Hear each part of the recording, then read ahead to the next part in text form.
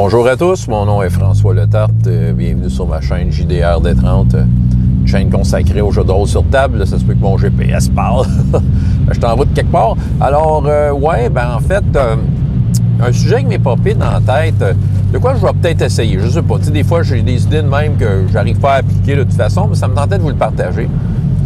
Écoute, je pense que, tu sais, il y a des joueurs qui vont se séparer du groupe, OK? C'est un classique. Je vois ça beaucoup avec des jeunes aussi, tu sais, qui veulent explorer. Soudainement, ils découvrent que le jeu de rôle, tu peux faire ce que tu veux, puis à un moment donné, ils vont se foutre des autres, puis ils vont décider, je vais aller voir là, je vais aller voir là. Tu sais, ils vont se séparer, puis se mettre dans le troupe. Mais surtout, tu sais, ralentir le groupe. Je parle le groupe autour de la table, parce que là, ils veulent leur scène, puis tout ça. Là, on parle de séparer le groupe. C'est autant de séparer le personnage du groupe, autant de faire des actions qui sont contraires à tout le monde. Bon. Puis souvent, j'ai remarqué quelque chose. Souvent, les joueurs vont comme s'adresser au meneur de jeu pour dire ce qu'ils vont faire. C'est comme s'ils demandaient la permission au meneur de jeu. Là, je vais aller là, tout ça. Puis, tu sais, dans le fond, ce qu'ils veulent, c'est rentrer dans une bulle qui leur appartient, là, leur petit monde à eux, là, puis faire leur petite aventure, c'est ça. Puis ce qu'ils veulent, c'est l'attention du meneur de jeu, puis tout ça. Puis, bon, évidemment, ça les frustre quand ils n'ont pas toute l'attention, parce que des fois, le meneur de jeu, il faut qu'il sépare son attention si jamais ça arrive. Parce que, tu sais, on peut pas nécessairement empêcher ça, mais ça dépend. Il y a des fois que des fois, on peut suggérer fortement que c'est peut-être pas la meilleure idée. Mais en même temps, tu sais, écoute, on peut pas empêcher les joueurs de faire ce qu'ils veulent. Mais je pense que je vais changer, je dis bien là, je vais essayer là, mais je pense que je vais changer un peu la dynamique de ça. Le joueur, plutôt que de demander au meneur de jeu, puis en fait, plutôt que de s'adresser directement au meneur de jeu pour faire sa petite affaire, je vais inviter le joueur à regarder le groupe et à dire ce qu'il va faire. Il y a des fois, des joueurs le font d'emblée, mais j'ai l'impression que souvent, tu sais, j'ai vraiment un souvenir de fois où c'est embêtant, puis j'ai vraiment un souvenir de la face du joueur qui me regarde, là, puis qui veut absolument que, hey, joue avec moi, je m'en fous des autres. Bon, ben écoute, moi, je pense que si le joueur regarde les autres, dit, moi, je m'en vais là, et d'attendre s'il y a une réaction des autres joueurs, premièrement, tu sais, si personne, ça les dérange, good. Si quelqu'un a une objection, ben, ça peut ouvrir sur une discussion, voire même une scène de roleplay, pourquoi pas, là, pour comme un peu déterminer ensemble si c'est une bonne idée ou non. Je pense que ça pourrait être tenté, ça. Je pense que ça va obliger le joueur, en fait, à ne pas s'embarquer dans cette bulle-là qu'il veut se créer.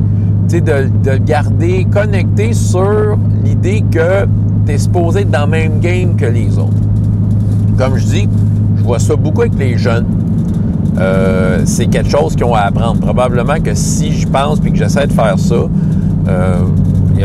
ça va peut-être les aider à justement apprendre de ça, apprendre de cette dynamique-là, là, de dire, OK, vous êtes une gang, tu n'es pas tout seul. D'apprendre de ça. D'avoir un peu le retour des autres sur sa décision. Vous êtes en train d'interroger le boulanger qui aurait vu quelque chose. Toi, tu as décidé de le tuer parce qu'il t'a vendu le pain une pièce de cuivre trop chère. Ben, tu sais, avant de regarder le jeu, moi, je sors mon épée, je le tue. Je dis, attends, demande aux autres. Dis ce que tu vas faire. Puis, tu sais, là, il dit, moi, je sors mon épée, je veux le tuer. On va regarder ce que les autres vont dire. Ben, c'est ça qui arrive. C'est comme si le joueur, souvent dans ces situations-là, il demande la permission au meneur de jeu. C'est comme, c'est lui qui... Il voit bien que le meneur de jeu a un pouvoir sur la game. Fait que, il veut comme faire valider, il veut comme un peu faire valider ses mauvaises idées, bien souvent, par la personne qui a de l'autorité. Mais c'est ça, moi je pense qu'il devrait se faire valider ça comme dans, entre guillemets, le vrai monde de son personnage, c'est-à-dire par rapport aux autres joueurs, aux potentiels témoins, à moins qu'ils soient déjà séparés. Mais tu sais, je pense qu'il y aurait moyen de peut-être juste faire en sorte que les autres joueurs soient impliqués et au courant. Puis en même temps, c'est ça. Tu sais, dans le fond, ça peut l'entraîner à voir peut-être c'est un bon comportement en ce sens que ce soit un comportement qui est harmonisé avec le reste du groupe. S'il maintient son idée malgré la résistance du groupe, ben c'est tant pis pour lui. Au moins, à ce moment-là, si ma technique fonctionne, il va le savoir avant. Parce que aussi, ça, c'est une autre affaire. Des fois, le joueur, il va voir le meneur de jeu, puis « Je vais tuer le boulanger! » Puis que le meneur de jeu acquiesce à ça, il dit « Oui, tue le boulanger. » Puis là, les autres chialent. « Pourquoi t'as fait ça? » Puis tu sais, ça amène du drama qui sert tellement à rien. C'est ça, tu sais, avant de faire ton move, c'est ça, ça va peut-être entraîner le joueur à penser à une dynamique d'équipe. Comme je dis, je le vois beaucoup avec des jeunes. Je peux te jurer que j'ai vu ça avec des tables d'adultes. Je sais pas ce que... Peut-être qu'il y en a qui le font déjà, là, sérieusement. Encore une fois, j'arrive avec de quoi que je suis sûr que je n'ai aucunement inventé. Que c'est une technique qui existe déjà. Mais quand même,